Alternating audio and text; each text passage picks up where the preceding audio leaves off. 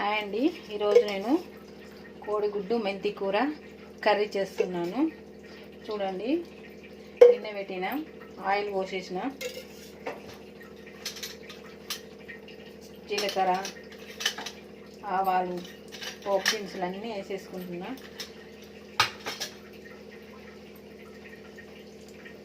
ఉల్లిగడ్డ, మెంతి కూర బాగా కావాలి, మెంతి కూర కాబట్టి బాగా కావాలి. మెంతి కూర, కొత్తిమీర పక్కకు వేసుకొని ఫస్ట్ ఎగ్స్ను ఫ్రై చేసుకుందాం ఆయిల్లో.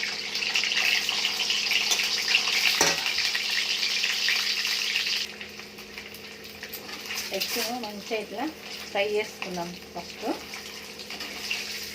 ఫ్రై చేసుకొని పక్కకు తీసేసుకుందాం. ఉల్లిగడ్డ వేసుకుందాం.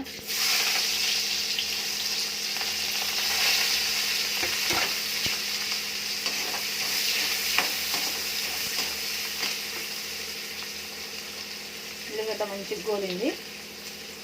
మెంతి కూర ఎక్కువ పడుతుంది ఇందులోకి. మెంతి కూర కోడిగుడ్లు కాబట్టి మెంతి కూర ఎక్కువ వేసుకోవాలి, బాగుంటుంది. చలికాలం ఇప్పుడు మెంతి కూర బాగా దొరుకుతాయి కదా, మన హెల్త్కి కూడా మంచిది మెంతి కూర. చూడండి, మెంతి కూర వేయగానే కొంచెం వాటర్ వచ్చేస్తుంది.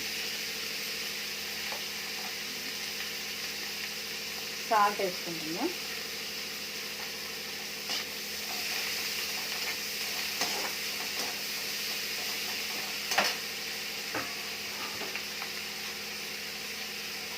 కొంచెం పసుపు,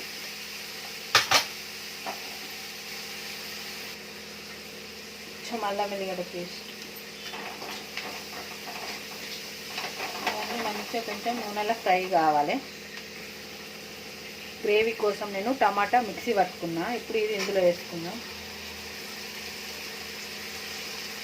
వేసుకొని మంచిగా కలుపుకోవాలి. పచ్చి వాసన పోయేంత వరకు మంచిగా కలపాలి.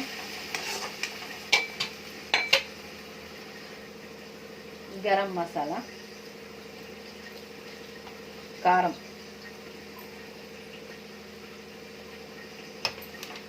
మంచిగా వేసుకొని కలుపుకోవాలి.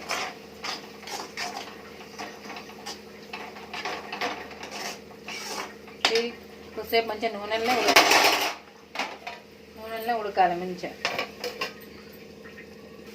ఇప్పుడు మంచిగా ఉడికింది. నూనె బయటకు తేలింది కదా. ఇప్పుడు ఇందులో కొంచెం మనం మిక్సీ గిన్నె టమాటా ఉంది కదా, ఇందులో పోసుకుందాం. ఇది కొంచెం ఉడకాలి. ఉడికినాక ఎగ్స్ వేసుకుందాం. ఇప్పుడు ఉడికి దగ్గరికి వచ్చింది కదా. ఇప్పుడు మనం బాయిల్ చేసి పెట్టుకున్న ఎగ్స్ వేసుకుందాం. ఇందులో